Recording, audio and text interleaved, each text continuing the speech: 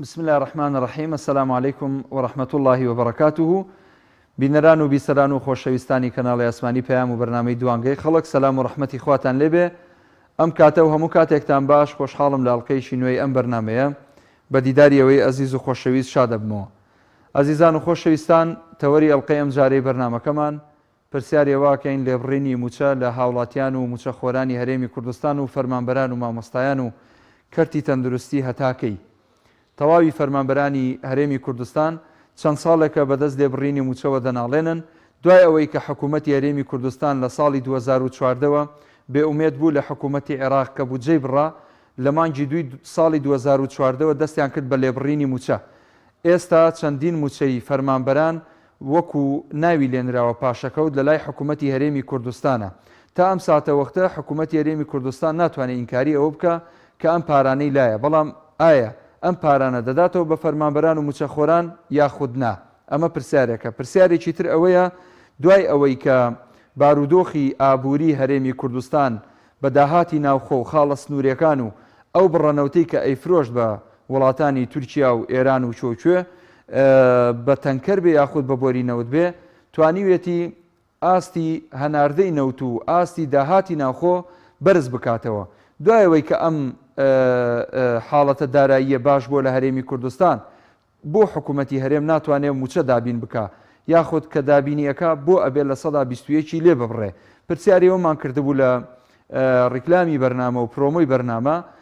پرسیاریەوەمان کرد دۆلار $100 بە 120,000 دینار بووە، بۆ نمونە پارساڵ 7-8 مانگێک پێش ئێستا $100 بە 145,000 دینارە. نەوت بە دۆلار ئەفرۆشتێ، داهات کە دێتەوە بە دۆلار دێتەوە، ئەم دۆلارە ئەکرێتەوە بە دینار. ئەمە خۆی لە خۆیدا باڵانسی ئەو پارەیە کە لە خەزێنەکانی حکوومەتی هەرێمی کوردستان هەیە بەرزە بێتەوە و دوجارە توانێت موچەوەکو خۆی دابین بکە.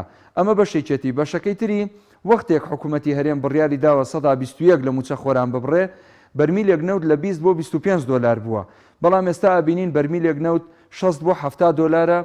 تا ئەم ساتە وەختەیش حکوومەتی هەرێمی کوردستان بە فەرمی نایەوێ بڵێ نەوت بەرز بووەتەوە، من نەتوانم موچەتان بۆ دابین بکەم بەبێ لێبڕین و بەبێ ئەوەی ئەو 121تان لێ ببڕم. ئەمانەش کۆمەڵێک پرسیاری ترن.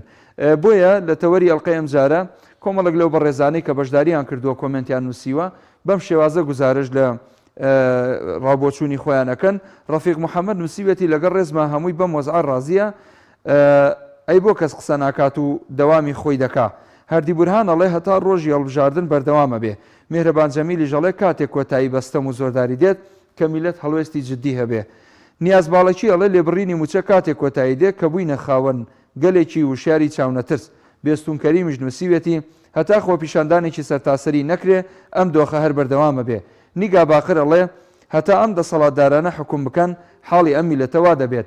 دڵژار بۆتانیش نووسیوێتی تاو کاتێ دەسەڵات دەبێتە مڵکی گەل نەوەک مڵکی بنەماڵە. سامان حەسەن ئەڵێ موچە بڕین یان موچە ببڕن یان نا، کەس قسە ناکات، هەر باشیشە موچەش دابەش ئەکەن. سیروان حسەینی ژەڵێ ئەم میلەتە هەموو شتێکی قبوڵە، بۆیە حاڵمان جوانە. کوردستان مەحموودی ژەڵێ ئەگەر نیو موچەش دابەش بکرێ کەس هەڵوێستی نییە، زۆر بەداخەوە. ئەچمە لای پەخشی ڕاستەوخۆی ئەم بەرنمەیە لە ڕێگەی تۆڕی کۆمەڵایەتی فەیسبووکەوە ئەتوانن بەشدار بن لە بەرنمەکەمان، هەروەها بە نووسینی کۆمنت گەورەمان کەن، خۆشحاڵ ئەبین. ئەگەر کۆمنتەکە گونجاو بوو، تەشیر و ناوزڕاندنی تیان نەبوو، حاڵەتێکی نەخوازرا و قسەی نەشاوی تیان نەبوو، بە دڵنیاییەوە ئەیخێنە خزمەتان و لێرە توانین کۆمنتەکان بخوێنینەوە. ئەمجا ئەچمە لای پەیوەندەکان لە ڕێگەی و ژمارانەی کە لەسەر شاشەی کەناڵی پەیام هەیە ئەتوانن پەیوەندیمان پێوە بکەن و لە خزمەتان نابین کە حەمەڕەشید وەرەگرم لە ژاراوە. محمودی بەڕێزێوارت باش، هەموو کاتت باش کاک حەمەڕەشید، زۆر سوپاس لە تۆش و ستافە کەس و لە بینەران و بیستەران. ئەزیزی ئەمەی کاک حەمەڕەشید، سوپاست دەکەین. زۆر بەڕێزی. ئەمە بەجێی خۆی ئەم زوڵمەی لەو میلەتەی دەکەن، 17 لیژنەی پێک دێنن جا بەسەر میلەتیشیدا دەفرۆشنەوە، ئەوە لە پێناو میلەتی دەچین دانوستان دەکەین. بەڵێ مەحاڵە من باوەڕم بەو شتانە نییە. ئێگەیتی بەڵێ مەحاڵە ئەمە بۆ مەسلحەتی میلەتی نییە. ئەوەی کە دەیکەن بۆ خۆیان ئیتیفاقیان کردووە جاران دوو بوون ئێستا سێ سێکوچکە هەموو شتەکانیان ئەو برایم مۆڵەتی 6 مانگی وەرگربەوە 3-4 مانگی تێپەڕین گەیشتی بەڵام میلەت کاکە فەقیرە بەڵام بەو خدای زۆر زۆرگریم لەوە پۆزیسیۆنە وەرە نەتوانن لیژنەیەکی پێت بێنن لە نوێنەری حیزبەکان بچن لەگەڵیان دانیشن 7,000 نا 1,000 لە کاکە تو بووە لەو میلەتێکی بەیەکەوە 6 حیزب معارەزەن بوونیان هەیە بەتەمەنیان هەیە خەڵکی ڕەوشەمبیریان هەیە تین و توێژی ڕەوشەمبیر هەیە بۆ یەکتر ناگرن چم پێمرن ئەم میلەتەتان کڕیوە حەبدی ئێوە چکاران بووە لەو میلەتەی دەکەن هەر بەڕاستی دەکەی خۆیەتی مامۆستا محموود تۆش پشگیرم بی گلەیی زۆر لەوە پۆزیسیۆن لە خزمەتی جەنابتم بە دڵنیاییەوە هەمومان گلەییمان هەیە بەشی خۆمان سوپاسە دەکەم کاک حەمە ڕەشیدی ئینشەڵا گلەیەکانت لە جێی خۆی بووە و گەیشتووەتە شوێنی خۆی بەڕێزان دوو کۆمنتی جوانیان نووسیوە تا ئێستا کۆمنتی تر هاتووە بەڵام ئەو دوانە سەرنجی ڕاکێشام هێشی چانەڵێ کاک محموود باسی موچەی لیواکانیش بکە موچەی لیواکانی سەر بە وەزارەتی پێشمەرگە وەک خۆیان ئەڵەن تا ئێستا موچەیان نەهاتووە دواکەوتووە هۆکاریشی نەزانراوە بەڕێزێک بە ناوی محەممەد ڕەسوول نووسیوێتی 2 ساڵە تەرفیع ڕاگیراوە ئەمەش هەر لێبڕینە بە دڵنیایەوە تەرفیع و عەلاوە و بەرزکردنەوەی پلە و ئەم حاڵەتانە لە نێو وەزارەتەکان ڕاگیراوە دوجار ئەمەش خۆی بۆ خۆی کۆسپ و تەگەرەیە لە ڕێگەی فەرمانبەران ئەچمە لای کاک محەممەد لە سەید سادقەوە السلام عليكم عليك السلام ورحمة الله وبركاته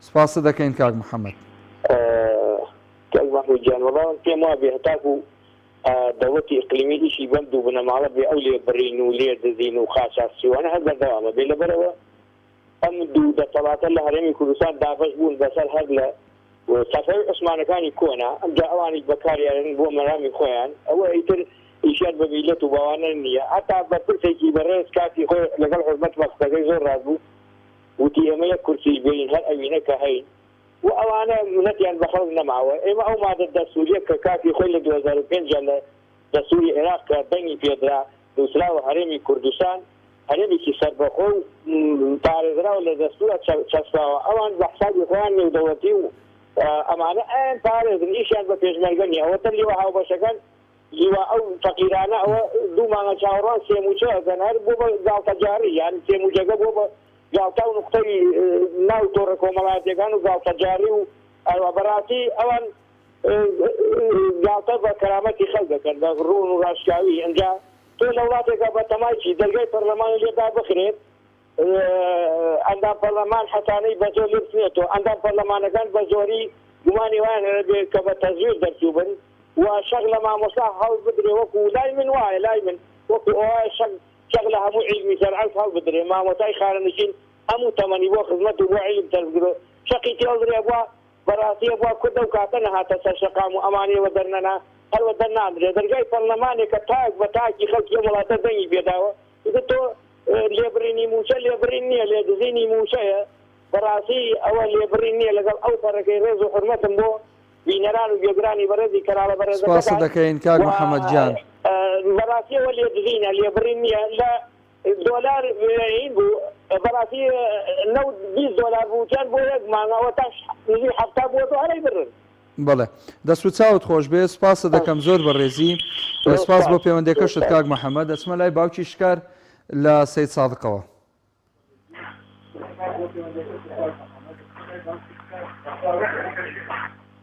السلام عليكم. وعليكم السلام ورحمة الله وبركاته. مامۆستا محمود جان. جانی مامۆستا محموود. باشی شکر بە قوربانم.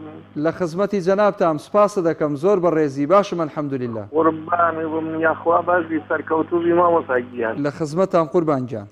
بە قوربانی بوو وەڵام من هیچ شتێکم نییە بەس داوای دوعای خێرەکەم نەخۆشم و داوای دوعای خێری لێ یەکەم. دەی یا ڕەبی خوای گەورە شیفای عاجیلت بۆ بنێرێ خوایە جان لەبەر خاتری ناوە جوانەکانت سیفەتە بەرزەکانت لەبەر خاتری پێغەمبەری نازدارمان محەممەد المستەفا صلی الله عليه وسلم شیفای سەرجەم نەخۆشانی ئەم هەرێمی کوردستان و عێراق و دنیاە بدەی ئەوەی ڕوود لێ ناوە بەدەستی خاڵی نەیجێڕیتەوە شیفای نەخۆشیەکانیان بدەی ڕەحمیان پێ بکەی ئیمانیان سەلامەت کەی عاقبەتیان خێرکەی دەروی خێریان لێ بکەیتەوە هەر ئێستا شیفای عاجل بۆ باوکی شکاری عزیزیش بنێری خوایە بە قوربانی دەمە بم و یاخوا سەرکەوتوو بوون و خوا هەرتانیڵێ بۆ ئێمە ئامین یا ڕەبی لە خزمەتی جەنابتان خوای گەورە ئاگای لێت بێ السلام عليكم ورحمة الله وبركاته. عليك السلام ورحمة الله وبركاته. أتسمى لك كاك سفين لشاري هوليروا.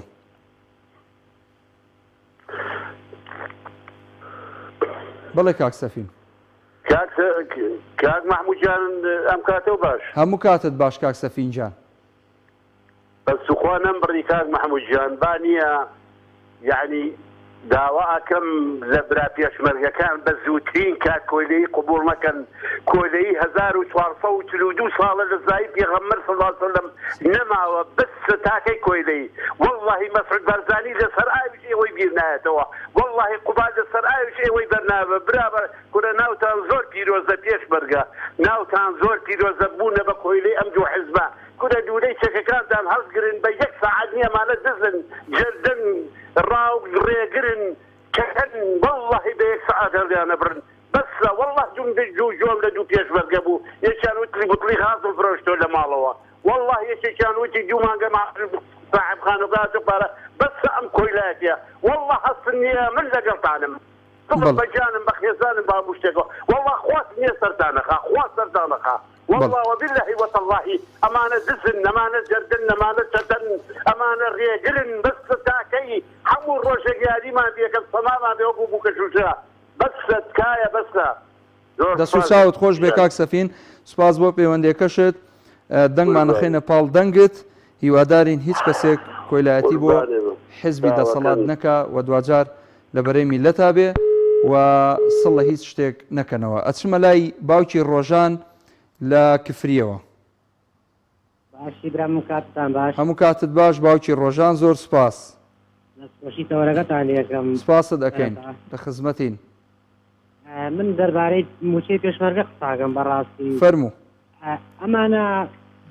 ئەمانە خۆیان نییە دەزوو جەردەن ڕاستی خەریکی دزی و گەندەڵی و ڕاوڕوتن مافیان ئەمانە موچەی پێشمەرگە دوو مانگە 63 ڕۆژە موچەی پێشمەرگیان نەداوە بەڕاستی یانم ئایا کەسێکیان نییە ڕوونکردنەوە بدا کەسێکیان نایە شاشە ئەمەنە دزی و ڕوویان نایە مەبەستەکە ئەوەی ڕوویان نایدەنە شاشتا ڕوونکردنەوە بۆ خەڵک بدەن ئەمەنە دزی و ڕاوڕوتیان کردوی عنم ناپرسنم خەڵکە ئیشی نییە کاری نییە دەوامی پێکەن ئێستا خۆم دووسێ ڕۆژتر هەفتێتر دەواممەیە ئەبێ بەبێ پارێز بێ هەرچۆرێ بێ قەرزم کە دەبێ بڕۆم بۆ دەوامەکەم تەنها کەسەیە لە کرێخانی هەیە یعنم بەڕاستی وەزعمان زۆر خراپە خەڵکەڵێ بۆ ناڕێ سەرجادە با بەگیا من بڕۆمە سەرجادە ڕێ لە خەڵکێکە گرم نەخۆشی پێیە ئەمەلیاتی پێ من ناکرێ بڕۆمە سەرجادە ڕێ لە فەقیر و فقرا بگرم هیوادارم هەموو پێشمەرگە هاوسێت شۆڕشێکی سەتاسەری بکات نەجاتمان بێ لەم زوو جەردانە زۆر سپاسانە دەست و چاوت خۆش بێ زۆر سپاس بۆ جەنابەت بەڕێزان ئەچمە لای کۆمنتەکان پێشەوەی پەیوەندی تر وەربگرم بەنمونە لێرە کاک ئاری هەورامی نووسیوێتی باشە ئێوە وەکو کۆمەڵ لەگەڵ میلەتن یاخود دەسەڵات هەر لە کۆمنتەکان وەڵامم دایتەوە کاک وەڵامە دراوەتەوە لە ڕێگەی پەیجەکەی خۆمە نووساوە میلەت کۆمەڵی ئیسلامی لەگەڵ میلەتە هەموو خەڵک شایەتە کە کۆمەڵی دادگەری کۆمەڵی ئیسلامی فەرق ناکە لەگەڵ میلەت بۆ و هەر لەگەڵ میلەتیش ئەبێ والی زەرگەزاوی نووسیوێتی هیچ حیبی نییە و دواتریش نووسیەتی وڵی هەموو ئێوەنە وەزعکەتان تێکداوە دیارە کاگوالی وەزئی باشە ئاگای لە خەڵکی وەزە خراب نییە کاگ ئازاد زێباری نووسیوێتی هەرچیەک ڕوو بدا خەتای خۆمانە چونکە ئێمە بێدەنگیمان هەڵبژاردووە باشە ئەی میلەت تاکەی بێدەنگی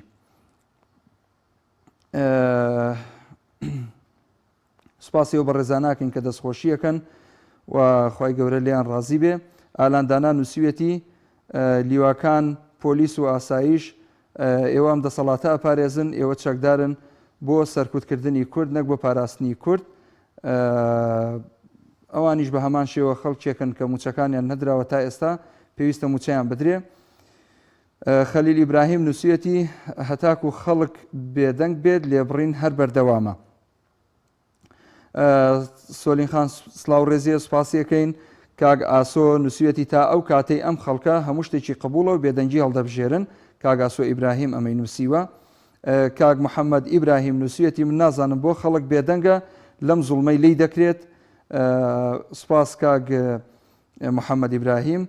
خەلیل ئیبراهیم نووسێتی هەتاکو خەڵک بێدەنگ بێ لێبڕین بەردەوامە بێ. محەممەد ئەحمەدیش نووسێتی هەتا میلەت لە خەودا بێ. کاک بەختیار سلااوەکە سوپاسیەکەین سلااو لە جەنابێت. کاگ یوسف دەستوری نووسێتی تا سێبەری ئەوان مابێ دادگەری بەرقەرار نابێت.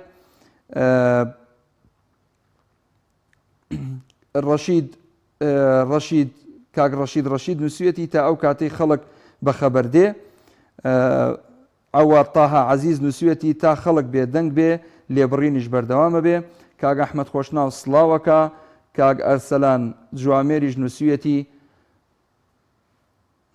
بەغدا پارەی نییە. باوەکەوەی کە نووسێتی نەیخوێنمەوە چونکە ڕەنگە گونجاو نەبێ.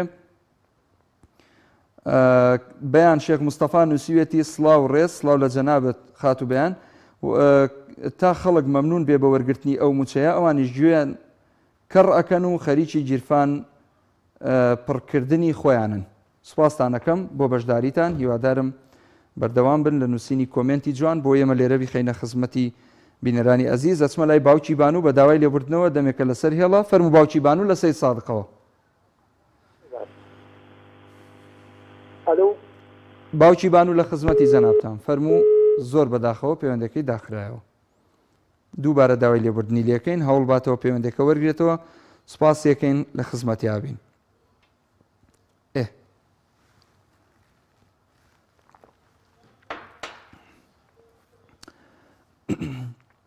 مام جەوهەر لە کوێیەوە فەرموو. کاک محەممەد شەو باش. شەو باش مام جەوهەر. دەستخۆشی لێ دەکەم لەگە ئەو بەرنامەی. سوپاست دەکەم. ڕێگەم بدە. مەگۆ زۆر پیاون. کورد زۆر پیاوە. کورد بەمانای کەلیمە لە هەموو قەومی دنیا پیاوترە. بەڵێ. بەڵام داخەکەم سوانێکی نییە بە سوانان بچ. بەڵێ. من دەڵێم ئەی پاشە کەوتی موچە بەڕاستی هیچی پوچە. ئەوە کابینەی نوێیە دەست بەو کردە هەڵوەیە. ئەرە بە من ناری سەرۆک و جێگرەکە. ئەرە بە من ناری سەرۆکی هەرێم. ئەرە بە من ناری سەرۆکی پەرلەمان. جارێک لە داران ئەو خەڵکە فەقیرەتان کۆ کردەوە لە بەردەمی خۆتان هەر بێن چاوەڕووتانە بیشار بە سات بگەڕم بدان و وەزن میلەت چۆنە. ئەرێ بە من نارێن کە هاتنەوە لە خارج لە ئێرانە هاتنەوە چیتر چتان پێ بوو. حەزبەکەتان چی تێدا بوو شەڕی ناوخۆ برسێتی ئەخی 50 ساڵە خۆپرۆشن بە ترک و عەدەم. وزارەتی میلەتی کورد کە ئێمە سەر بە حکوومەتی عێراق. ئەرێ بە من نارێ مەلەفینەوە لۆ تەسلیمی حکوومەتی عێراق ناکەین. بەپێوە 47 ساڵی دیکە 7 ساڵت بەڕێکە 47 ساڵی دیکە بەرە سەرۆکی هەرێم و سەرۆکی یەکێتی پارتی سەرۆکی حکوومەت و سەرۆکی پەرلەمان ئەو میلەتی بۆ وەتای بکوژی. ئەرێ کابمێت خۆشتاب کە هاتی کۆیە پێیان گوتی بڕۆ کۆیە ئەدی لۆ بە وەزیری ئاوادارکردنەوە نەگوت باکی سەردانی شوێنەکان بکەین و چی دەوێت چی پێناوە. میرسەی 10 کیلۆمەترە هەتا ئێستا بە مەنتەقەی کوێ دەرەن جەلالی. ئەرێ خێرە ئەرێ جەناب لە ناو پەرلەمان سەرۆکی گشتی پارتی نەبووی لە ئەنجام پەرلەمان دەدرا ئەو هەمە خەڵکەتنا ناو پەرلەمان. ئەرێ بەس نییە ئەرێ ڕێگەم بدە ئەرێ ملت بەسە گوناحە بەسە تەعەدا لە خۆتان بکەن. هێزی تەکداری بەسە عەیب بە شەرمە تەعەدا لە ماڵ و منداڵەکەی خۆت مەکە. ئەوانە باوەڕیان بە کورد نییە منەتیشیان بە کورد نەمایە. ئەوە وەزعی میلەتە. وێ دەرەم عەیامێکە خەتابارین دەست بە یەک کورد دەست بە یەکتر هەر زوەردارین شێوەی دژمەش دڵک و داڵین بۆیە گەیشتین بە ڕۆژە کوردە بۆ یەک گوڵە بە ڕۆژە هەر بۆیە بێچارە نووسە هەمووی لەسەر یەک جاسووسە گوناحە کوردستان خاکمانە کوردی خاکبی ئەو هادوانە نەعلەک لە خیانەت کوردە بزانە. زۆر مەمنون کاک محەممەد. سوپاس مام جەوهەر دەست خۆش بۆ پەیوەندەکەت خوا لەگەڵ. ئەچمە لای کاک ئیسماعیل لە ڕانیەوە. السلام عليكم. وعليكم السلام ورحمة الله وبركاته. سپاس دەکەم کاک ئیسماعیل جان. الحمد لله. خزمەتتان. دیارە بەرنامەکە لەسەر ئەوەی ئایا تاکەی بڕینی پاشکەوتی موسە بەردەوام دەبێت. بەڵێ. والله ئەوانە طبعا کە پاشکەوتی موسییان کردوە لەوە نێتی ئەویان نەبووە کە بدەنەوە بەڵام ئەو هەر گاڵتەجارێک و بە حەقت بەو خەڵکیان دەکرد بەڵێ چونکە پاشکەوت هەر بە مەحنای پاشکەوت بۆ چییە بۆ منداڵشی ئەوەیە یان بێ باوی ئەوە پاشکەوتی بۆ دەکەم بەڵام نەمزانی پاشکەوت یعنی بۆ کەسانێکی زەرام و کەسانێکی گەورە بکرێت هەر بەخۆی گاڵتەجاری بووەوە ئەوە هیچ بەڵام ئەوانە تەبعاً خۆیان بە خاوەنی ئەو سەرۆت سامانەی دەزانن بەڵام خەڵکی دیکە بە میوان دەزانن ئەوەی کە پێشیان دەدەن پیان وایە کە بە خێرێک دیکە پیان بکە نەگەنا بەوەیان نازان بە ماڵی خەڵکی نازانن بۆیە ئەگە تا پێیان بکرێت بە حەقەت هەر بەردەوام دەبی ئەجا بەڕاستی ئەوانە لە ڕاستیدا هەر ئەو بەردەوامی هەر دەبی هەتا بۆیان بکرێت چونکە ئەوانە دەستیان لە خراپی هەڵگرتیە دەستیان ئینسانەگە دوورە دین بوو هەر هەموو شتێکی لێ دەوەشێتەوە هیچ خراپێکنە لێ نەوەشێتەوە ئەو پاشکەوتی موچە ئەوانە شەریکە کە لەو خراپانەی کە لەگەڵ خەڵکی دەکەن وان پێیان بە چاکەی نایە بە عەقڵەوە ئەو دەسەڵاتە دەبینی یان دەستی وەکو گوتم دەستیان لە خراپی هەڵکردیا هەتا بۆیان بکرێ بە حەقەت بەردەوام دەبن ئەوانە لە 30 ساڵە یعنی خراپی لەگەڵ ئەو خەڵکەی دەکەن 30 ساڵە دەستیان داوەتە زوڵم لەو خەڵکەی جا بە پێی گونجانی خۆیان هەندێک خۆیان بە پیاساک نیژاندایە کە بۆیان کرابی بەڵام دوایە پشتیان خەڵکی کردی و پشتیان شکاندووە لە ڕاستیدا دا دەبینی تەماشا دەکەی ئەم کوردستانە بۆ کەسانێک بووینە باسەنگ بواریان خۆشکردی بۆ کەسانێک کە ویستیانە لە خەرابا یعنی ئەسپی خۆیان تاودەن لە ڕاستیدا یعنی ئەوانە کە کەسێک چاکە لەگەڵ ئەو خەڵکەی دەکات لەگەڵ ئەو میلەتە دەکات کەسێک خێرێکیان پێ دەکات کەسێک پارەی بۆ ئەو میلەتی خەر دەکەوە یان بۆ هەتیمان خەر دەکاتەوە بە حەقەت دەبنا بەربەز لەبەر ئەو ڕێگای کە ڕێخۆشکرد نەبیت ئاستەنجیان بۆ دروست دەکەن بەڵام خراپە بەڕاستی یعنی هەموو ڕێخۆشکردێکیان بۆ ئەو کەسانە هێشتوتەوە کە خراپە بکەن هەر دەست و چاوت خۆش بێ سپاس کاک ئیسماعیل دەست و چاوت خۆش بێ مەمنون بۆ تەلەفۆنەکەت کاک فەلاح نووسیوەتی کوا سێ موچە دزین سەید سۆران نووسیوەتی هەتا بندیوار هەبێ لە ناو پێشمەرگە حاڵمان لەوە باشتر نابێ کاک ئەیوب سڵاو ڕێزی هەیە سڵاو ڕێزمان بۆ جەنابەت هەیە بە ناوی وڵاتیەوە نووسیوەتی من دەڵێم دیارە شایانی ئەوەین بۆیە وایە کاک فەلاح نووسیوەتی کوان نەفت ئەقلیم کاک عەبدوڕەزاق سڵاو ڕێزی هەیە سوپاسی ئەەکەین کاک ڕێباز سڵاو ڕێزی هەیە سوپاسی ئەەکەین کاک نزار نووسیوەتی من خۆشیم نەبینیوە لە کوردستانەکەم بەڵام تۆ کۆمنتەکەم بخوێنەوە سڵاوێکی گەرم لە ئێوە سوپاسە دەکەین کاک نزار سەرکەوتوو بیم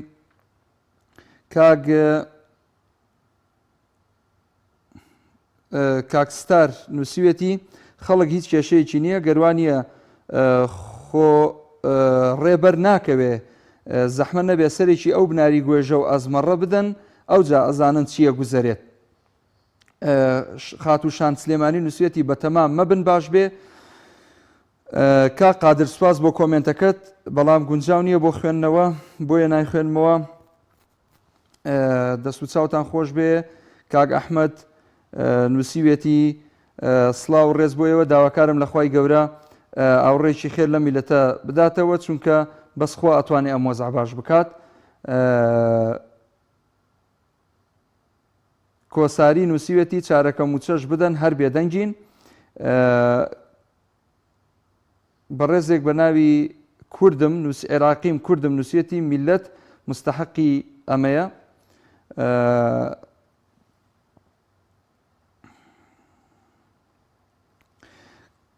چۆمان ئیبراهیم نووسیەتی سەلام عەلەیکوم ئێمە بێ ئاگا هەنا بۆ هەموو لایەک دەبێن جگە لە ئەڵڵا دڵنیابن تاکو خودای گەورە لە خۆمان ڕازی نەکەین هەرگیز بە ئاوات ناگەین واز لە تاوان بێنن ئەڵڵا ڕەحممان پێ بکات دەستان خۆش بێ سوپاسانەکەم کاک موسلیم جەباریش نووسیەتی تا ئەو کاتەی میلەت لاژک بێت لاژک بێت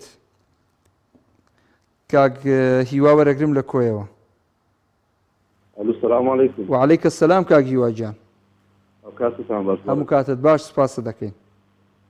کاکە وەڵی من وەک پێشمەرگەیەک حەزم لێ بوو بەنسبەت موسەی پێشمەرگەوە موسەی لیواکانەوە بەڵێ هەندێک قسە بکەم. فەرموو. نازانم هەتاکەی بێدەنجی لەناو پێشمەرگە و لەناو هێزی سەردار بەردەوام دەبێ و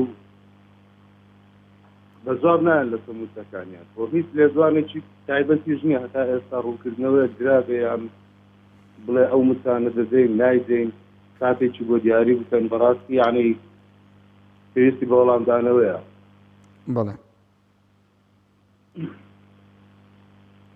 لە چەند ڕۆژی ڕابردوودا لە ناپەڕلەمانەکان لیژنەی پێشمەرگە ئەوەی ڕاگەیاند کە موسەکەی ئەو متانەی پێشمەرگە لە ئەمریکاوە گەیشتووە حکومەت بە یعنی بە ئەنقەز نایدا. پێمان خۆشە بزانیدا ئەم چکە بۆ خۆم پێشمەرگێتم پێم خۆشە بزانین کە دەماندنێ ناماندنێ یەک لای ببێتەوە بەڕاستی. بەڵێ بۆ لێدوانێک میوانەی لە وەزارەتی پێشمەرگەوە بانگوت پێ بە تایبەتی یعنی بۆ خەڵکی ڕوون بکاتەوە بۆی تاکید بین ئایا موسە دەدرێ نادرێ خەڵک دەست و چاوت خۆش بێ کاگیوە. زۆر سپاس بۆ پەیوەندەکەت سەرکەوتوو بیبرای عەزیزم. بەسەر چاو یەک دەقیقە خۆشنا و نووسیوێتی میلەت ترسنۆکە ماڵ و سامانی خۆی داوەتە مافیا و دز ئێستا چاوەڕێی موچە دەکات. لەیلان حەمە نووسیوێتی کاکە باسی سێ موچەکە بکە چی لێ هات هەر یەک موچەشیان نەدا بەو خەڵکە. عەبدوڵڵا هەرکی نووسیوێتی حکوومەت زۆر برسیە تاکو تێر نەخوات هەر بەردەوام دەبێت لە قوڕکردن بەسەر میلەتەوە. لە ساڵی 2020 تەنها 2 موچەی دایتە موچەخۆران تکایە با خەڵک ئاگادار بن سێ موچەکەی تر هی 2019 بوو. کاک ڕێبەند دەستخۆشیەکە سوپاسیەکەین دایکی ئەحمەد ئەڵێ خوا ڕەحمان پێ بکە ئامین ئینشاءڵڵا. کاک ئەحمەد سەربەز نووسیوێتی سەروەتەکانتان تاکەی دەرناخەن خوا واتان لێ کات کە بەرماڵ ڕاخەن مەی شارنەوە بیخەنە بەردەست تەیر چۆن بێدان ئەکرێتە قەفەس. دواتر نووسیوێتی ئەحمەد پێنجوێنی سوپاسیەکەین.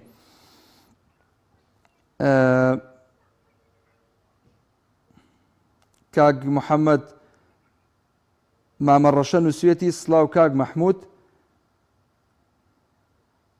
ئەڵێ بەس دەم پشیلە بکەوێت لی ئەسەندرێتەوە. اینجا نەمزانی مەبەست لەوەیە کە حکوومەت موچە نادا یان مەبەستە چییە.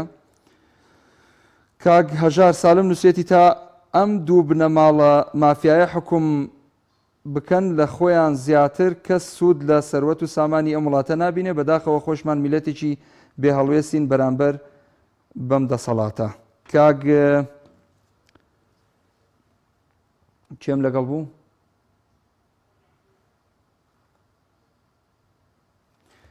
کاک عەبدوڵڵا. السلام علیکم. عەلەیکە السەلام وەڕەحمەتوڵڵا. کاک عەبدوڵڵای جان. باش کاک محمود. باشی کاک عەبدوڵڵای جان مەمنونی تۆم. باش خۆش لە بەرنامەکەتەوە. سپاس دەکەم عەزیزی ئەمەی بەڕێزی کاک عەبدوڵڵا. بەرنامەکەمان لەسەوەیە دابەشکردنی موچە بە لێبرنەوە تاکەی. بەڵێ 121 موچە لە فەرمانبەران و موچە خۆران بەگشتی دەبڕێ دەڵێن هەتاکەی. والله مام أستاذ تاو كاتي هل غيرتي نية لبان تا غيرتي دبيتن يعني أجا غيرتي هبيتن انت وأنا بله غيرتنا ما ولا بان لي بونا ما وبو برايتو بونا ما وكاك عبد الله والله لباد زين وبرين وهلبا ما هلبا قشطانية بله استاو صار اللي واجا غيرت يعني بدن وزارة أغرش لا وزارة بدن زمان بتزيادة كمناكا بله يعني بس هاخي فيش مرقة وهالي بي دەست و چاوت خۆش بێ جوانە کاک عەبدوڵڵا. سوپاس دەکەم ئینشاءڵڵا بۆ ئومێدەوەی خوای پەروەردگار ئاوڕێک لەو خەڵکە بداتەوە. ئەچمە لای باوکی حسەین لە چەمچەماڵی ئەزیزەوە. سڵاوی خوای پەروەردگار لە جەنابەت باوکی حسەین. عەزیزی فەرموو قوربان. کارمەندانی تەلەڤیزیۆنی پێم عەزیزی ئێمەی بە ناوی هەموو کارمەندانەوە سەلام و ڕێز بۆ جەنابەت.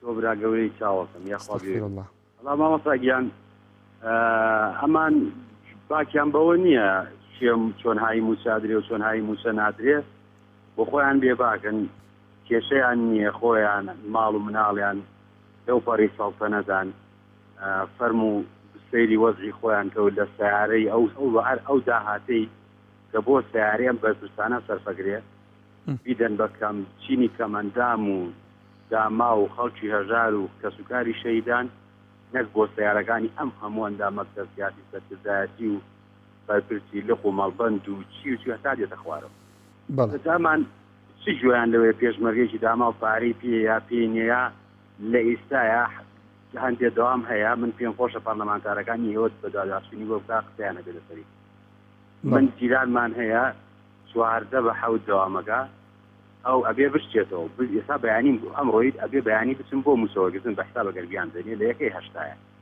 لە یەکەی هەفتاش بە پێچوانە هات پیشاوەگرێت ئەبێ بگەڕێتەوە یعنی ئەگەر من بچم موچەکەی وەرگرم نادەنێ بێت تۆ بۆ خۆت حاسبگیرێ 7,000 بەکرێت سیارە ڕاو دێتەوە ئەمە بۆ موچێ ئەمان بۆ خۆیان بامۆستاگیان کاتی خۆی گۆرانیەک هەبوو پێما بێت بە داخەوناوی گۆرانی پێشەکەم دەستر نێوید ئای لە دەست پاکۆندزی و کوردستان کەوتە دەرزی زائیسە بە پێچەوانەوە بۆتەوەڵێ ئای لە دەست نەوتزین کوردستان کەوتە دەرزی پێما بە هەر ڕێگایەک بێ بە هەر جێگایەک بێ ئەمان ئەوەی پێیان بکرێ قوتی ئەم خەڵکە بەرن چیان پێ پێیکەن یەک پرۆژەیەکی بزانە هیچ شتێکیانەیە بەرنامەیەکیانەیە خزمەتێک بۆ خەڵکە هیچ شتێکیان پێ نییە تەنها داهات پارەست بەس بۆ خۆیان بۆ نییە بۆ من و تۆی داما و بۆ خەڵکێکی داماو بێت وەرە ئیستا سەیری ئەو خەڵکە داماوە سێمە ئەخمە پێمان ئەی بۆ لە کاتی شەڕی داعشە تۆ بێ من خۆم پێشمەرگەم بۆ ئەبێ بچێ بۆ بەرەکانی پێشەوە و لە گەرما و لە سەرمایە خوش خۆ دەزانی کە چۆن نێومەندخانە لە گەرمایە چ گەرمایەکە لە سەرماش ڕووچڵتا و لە پیسی و کاکەی مەسئولی مێشوەریش بێت ملیوە بەهاوینان بۆر نەبوو کاکمە ئێسارەی جوان جوان و تۆ هیچ مشکلەشی نییە کەناڵی ڕاگەیاندنەکانی بکانەوێت کە ئاهات ئەبووە بەرپرسی مشوەرەکەی بدوان ناچ چوار ڕەبایەکە پێشمەرگەی داما و لە بن چینکۆ و لە ناو چوار بلۆکی و بە سەرما و بە گەرما بۆە لێ بۆە هێواشە تۆ کابرای مەسوول محوەر مامۆستاگیان بۆ خۆت دەزانی محوەر چۆن ڕەنگە شتێکی لێ بزانی بۆ ڕۆژنامەنووسی محوەر لە شوۆیە و لە خەلفیە و کاکەی پێشمەرگەش لە پێشی پێشەوە لە محوەرەویدا و هامان کرد ئەم شەو وامان کرد ئەم شەو ڕۆی ئەم شەوەوە چوو وامان کرد لەوێ لێماندان چیە تۆ بڵە پێشمەرگە وای کرد بۆرە ئەوەی بۆی ئێستا و های پێکەن کاکە موچەکەی بدەنێ یەکاکە جاموچە بدەن بۆ خەڵکە کوڕەی هاوار تاکەی $90 بوو یانۆت کاکە جان چی بکەی بۆ چۆبڕن پارەکە دەری نایێنێ گەڵا بوو بە 145 90 بوو بە 60 یعنی تۆ سەی لەم دوو فەرقە چۆن زیادی کرد گەڵایەک ئەمان خۆ بەگڵا نایفعلەن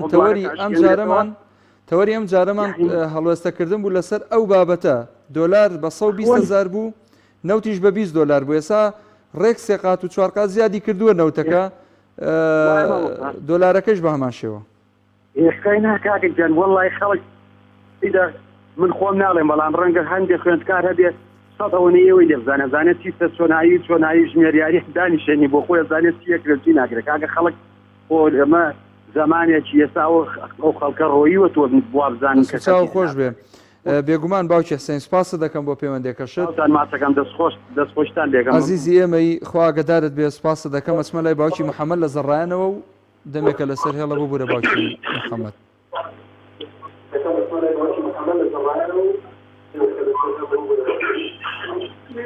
كاك محمود السلام عليكم. وعليك السلام ورحمة الله وبركاته. السلام عليكم. وعليكم السلام ورحمة الله وبركاته.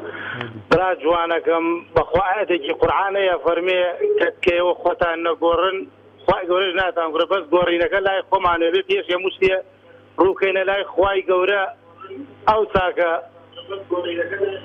جوانە بەردەوام بە لە تەلەفۆنەکەی گوێ لە خۆت بگرە قسەکانت جوانە فەرموو لە خزمەتە بەس کاک محمود گیانەوەی شەڵاتێنە دەستی خوای گەورە پشتیوان بەخوا بەڵام من دوور لە سیاست پرسیارێکی تری هینم بوو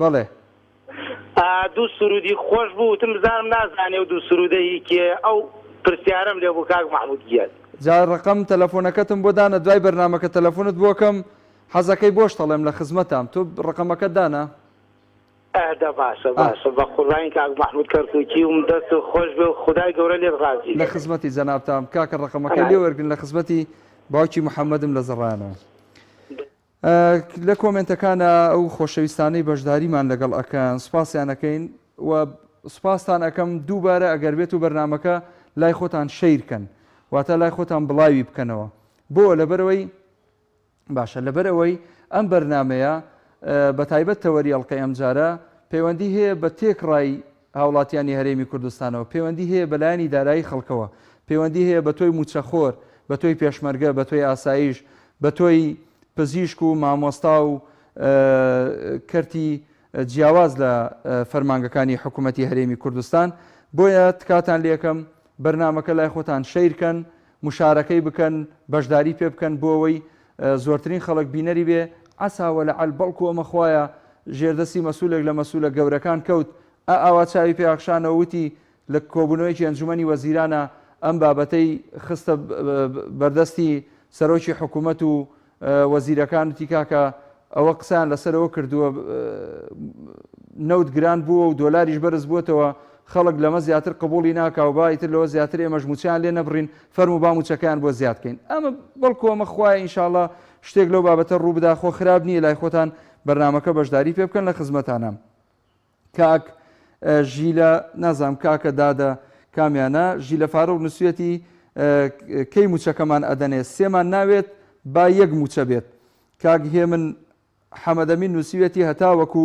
کابینەی نوێیە ماوە موچەخۆران بە لێبڕینەوە موچە وەردەگرن کاگدریز ڕیشە نووسێتی هەر بژی پەیام سوپاسە دەکەین خۆشت بژیت خۆشناو کۆمنتەکەتم خوێندەوە کا خۆشناو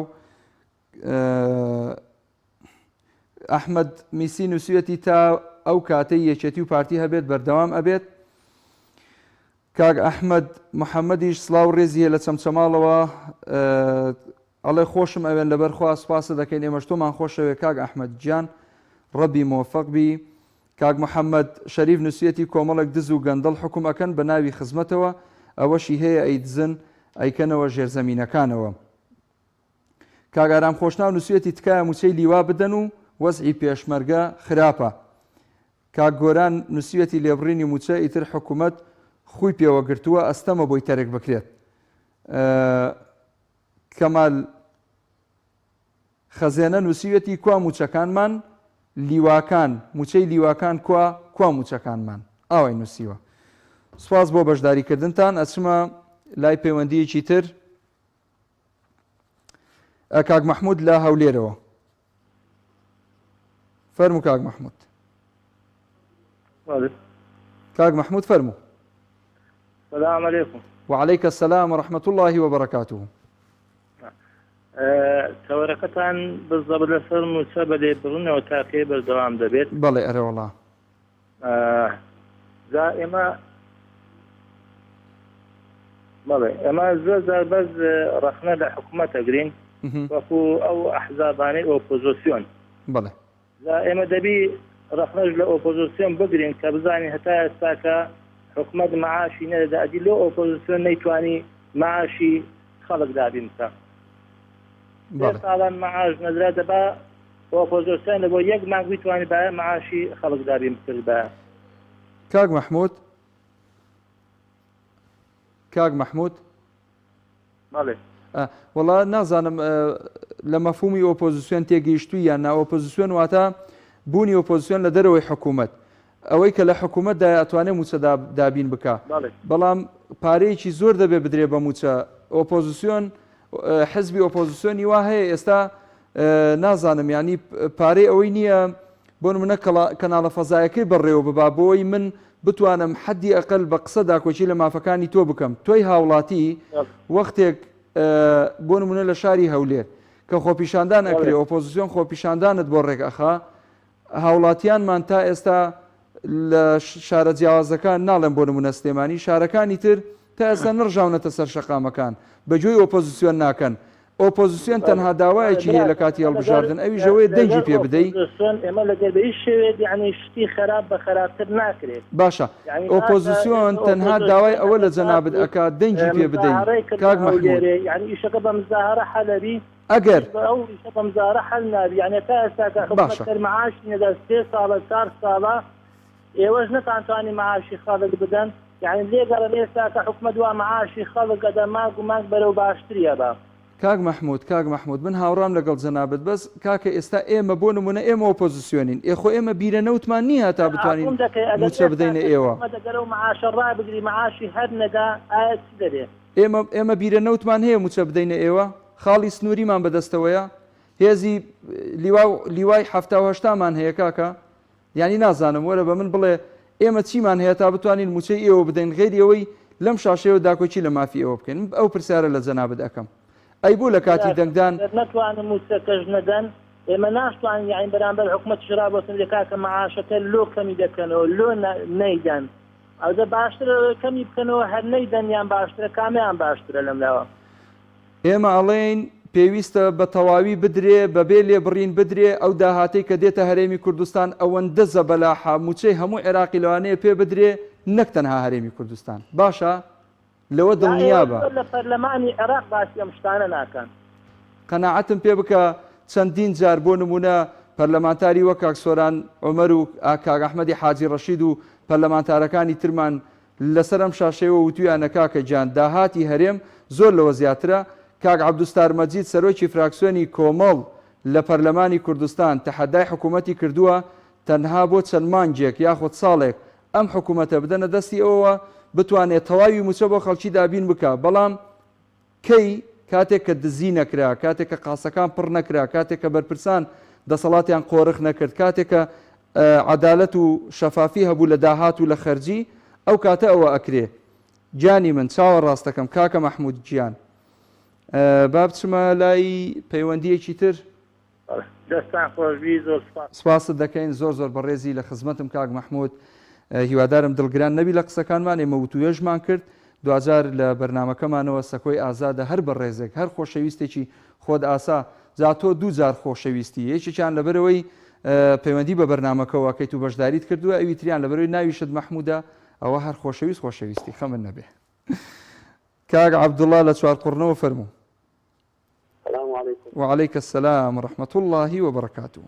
سلام الله عزيزي دولار كي برز بوتو جان باسي دولار شت كرت برز بوتو والله دولار برز بوتو نوتيش برز بوتو نخل دولار برز نبوتو ماما ساجان اي چی بوا دولار نخل دولار برز نبوه دولار بيروكي سر كرسي بو بيروكي كسر كرسي نيتواني دارها كي برو بودي حدود كاني خوي قايم كا ده هات خلقاتوا هات زق جرفاني خلق بقربان هات زق جرفاني مليتر بريوها بەچی ئەو دۆلارە بەرز دۆلارە چێ بەرز بۆتەوە لەکوێ بابزانین چێ بەرز بۆتەوە دۆلارە چێ بەرز چوار پێنج کەسن چوار پێنج کەس بەرزیا کردوێتەوە ئەو دۆلارە گیرفانی خەڵکیان پێ بڕێت تەماشاکە ئەگەر کابرا 1 ملیۆن دینارێ بێ 700,000 دیناری بۆ دەمێنیتەوە ئەگەر 1 ملیۆن دینار وەرگێ ئەوانە شەرق قازانجیانە ئەوەی هەرێمیشە قازانجی ئەوشە قازی ئەوە بیرۆکەی سەرکورسی بوو نەک دارایی چونکە داراکە تێ بەڕێوەش هەمومانجی نەدەدی دەی قوربان سەلام عەلەیکم برلماني عراقاتهم بقرزي هموز ماجين السلام عليكم برلماني عراقاتهم بقرزي والله جماعي كان هو عراقي دورات او فيها بله تر خوشي سپاس جاني من دەست و چاوت خۆش بێ کۆتا پەیوەندی بوو کاک عەبدوڵڵا کاک عەبدوڵڵا کۆتا پەیوەندی بوو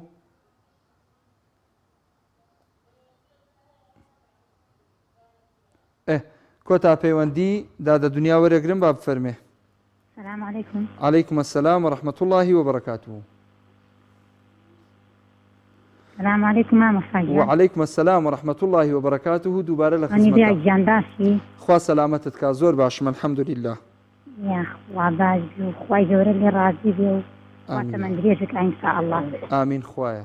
والله عايز زور دميك هولين ينصج معنا هولين كالتلفون مجنابته وكما سنكم.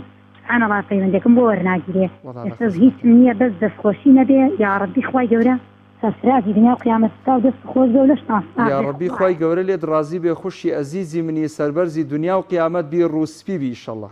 ئامین ئینشاءالله لەگەڵ جەناب و جەمیعی مسلمانانە جەمامەکە خۆم و دایکیشم نافاخین لە دوعا خێر بێ بەشمان نەکەی ئینشاءالله. پشتیوان بەخوای گەورە. جۆگیری بەرنامەکەتانم و بە بەردەوامی جۆگیری پەیام لە هەموو لە خزمەتین لە خزمەتین سەر و سەرچاومان زۆر خۆشحاڵ بووین. خۆی گەورە لێ ڕازی بەخێر بێ بۆ بەرنامەکەمان. یا ڕەبی بەخێر بێی. خۆش زۆر سپاس و ئاگاداری بەمامۆستا. خۆ ئاگاداری جەنابیشت بێ ڕەبی مەحفوظ بی لە دەرد و بەڵا و موسیبەت و نەخۆشی و ناخۆشی دووربی ئیشاءالله خۆت و خانەوادە و کەس و کارت. ئەزیزانم کاتی بەرنامەکەم بەرەو تەوابوونە ڕوا سپاسی یەک بێکیەوەی ئەزیزەکەم بۆ نووسینی کۆمنت و بەشداریکردنتان لە بەرنامەکە.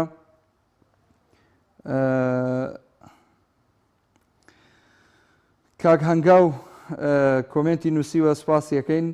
کاک کازم محەممەد دەڵێ بەڵێ پاش 4 ساڵ لە لێبڕینی موچەکەمان بەردەوامە.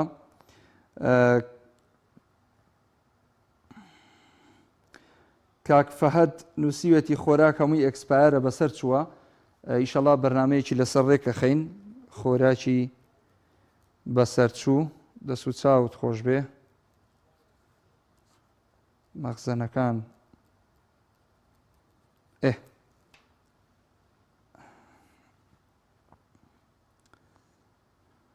ئەڵا کۆمنتەکان زۆرن بەزەوەی گونجاو بێ بۆیە پێ ڕۆمۆ بزانم کامی باشە بۆ خوێندنەوە. کاک ئادەم ئەڵێ خەفەت لە خوێنی شەهیدەکانمان ئەخۆم کە ئەمانە پێی دەوڵەمەند بوون بە یەک ڕۆژ 2 شەهیدمان بۆ هاتەوە. زۆر بەداخەوە خی گەورە لیان خۆش بێ و جێگەیان بەهەشت بێ ئینشاءالله. دایکی ئیلهام و کاک ئەکبەر و کاک بەختیار و محەممەد نەجار سپاس بۆ کۆمنتەکانتان. ئازیزان و خۆشەویستانم بەم شێوەیە هاتینە کۆتایی ئەڵلقەی ئەم جارەی بەرنامەی دوانگەی خەڵک لە دوعای خێر بێ بەشمان مەکەن. خی گەورە هەموو لایەک سەرفراز و سەرکەوتووی دنیا و قیامەت بکە ئینشاءالله دوور بن لە دەرد و بەڵا. سپاس بۆ هاوکارانم تاڵقێکی تری ئەم بەرنامەیە بەخوای گەورە و مهرەبانتان ئەسپێرم. ئەسەلام عەلەیکوم وەڕەحمەتوڵڵاهی وەبەڕەکاتوه.